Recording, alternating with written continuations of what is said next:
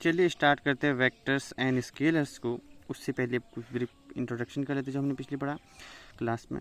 जो वेक्टर क्या है, बेसिकली वेक्टर का मतलब है कि अगर किसी के पास मैग्नीट्यूड है और उसको मैं डायरेक्शन दे दूं तो वो क्या बन जाएगा, वेक्टर बन जाएगा। मतलब अगर मैं कहूँ कि मैं यहाँ से 20 मीटर आगे गया, मतलब 20 मीटर मेरा मैग्नीट्यूड है, मैं 20 मीटर चला, मैं कहूँ किस डायरेक्शन में, अगर मैं तुम्हें डायरेक्शन दे दूं तो ये जो बनेगा, यानी कि मैं कहूँ कि इस डायरेक्शन में, तो तुम्हें कुछ डायरेक्शन मिल गई तो नाउ तुम क्या बन जाओगे, वेक्टर। ठीक है, तो स्केलर क्या बन जाएगा, ओनली मैग्नीट्यूड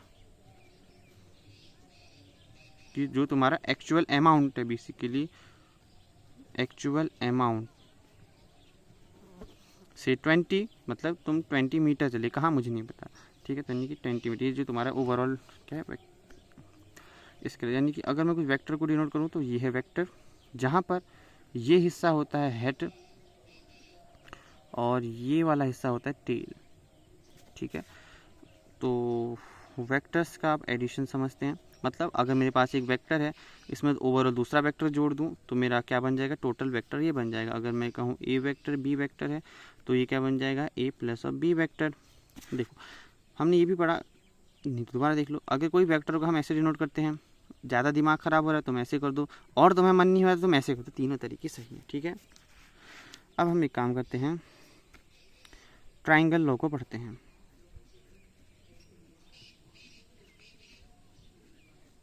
ट्राइंगुलर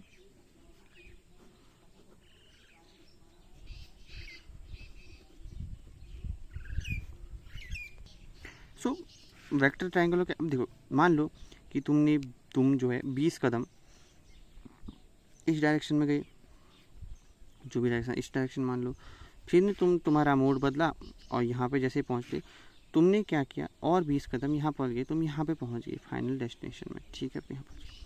अगर मैं तुमसे कहूँ तुम यहाँ पहुँच गए तो तुम्हारा ओवरऑल तुम कहाँ पहुँचे, तुम कहोगे मैं यहाँ से लेके यहाँ पर पहुँचा।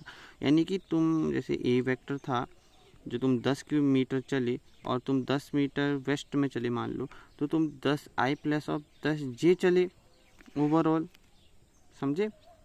मतलब अगर मैं तुमसे कहूँ कि तुम यहाँ गए फिर उसके बाद तुम यहाँ गए तो ओवरऑल तुम कहाँ गए, तुम यहाँ प्लस यहाँ गए, तो यानी तुम यहाँ प्लस यहाँ गए बेसिकली।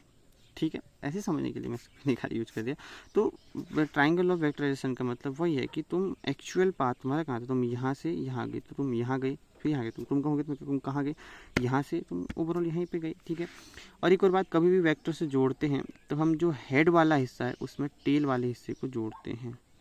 ठीक है, नहीं इसमें हमेशा ये जोड़ता है। ठीक, तभी तो समझ में आएगा। तुम ये देखो यहाँ कहाँ गए, ये वाला नया स्टार्ट हुआ, फिर उसके बाद फिर से वही, फिर से वही। तो ये सीन चलता है वेक्टर एडिशन में। कहीं भी जोड़ना हो तो हम आगे पीछे और वेक्टर को हम ऐसे ऐसे ऐसे ऐसे कहीं भी आगे पीछे। ठीक है, तो अगर मेरे पास एक वेक्टर ए है और दूसरा मेरा पास वेक्टर अगर बी है, तो जो मेरा रिजल्टेंट वेक्टर हो जाएगा वो ए आई प्लस और बी जे हो जाएगा। तो बेसिकली द ट्राइंगल लॉ कहता है कि जो रिजल्टेंट है वो होता है ए प्लस और बी आई बी जे।